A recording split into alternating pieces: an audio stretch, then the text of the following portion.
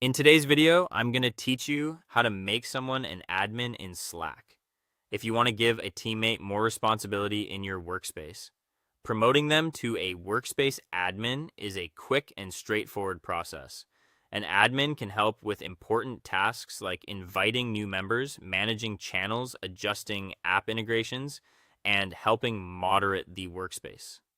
Before you begin, make sure you have the right permissions yourself. You'll need to be either a workspace owner or an existing workspace admin, because standard members won't be able to access these settings. To get started, open Slack either in the desktop app or in your web browser and sign in to your workspace if needed. Once you're inside Slack, look to the top left corner of the screen and click on your workspace name. This opens the main workspace menu. From there, hover over Settings and Administration and then click Manage Members.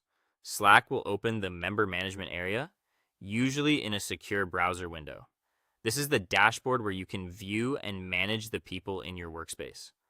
Once the Manage Members page is open, the next step is to find the person you want to promote. You'll see a list of active workspace users on the page. If your workspace has a lot of members, the easiest way to save time is to use the search bar at the top of the member directory.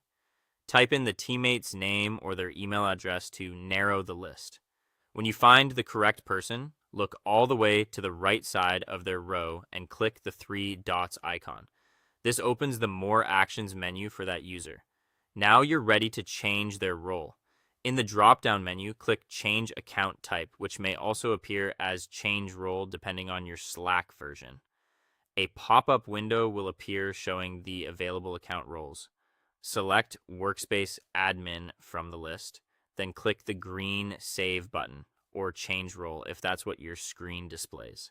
As soon as you confirm, the role update takes effect right away.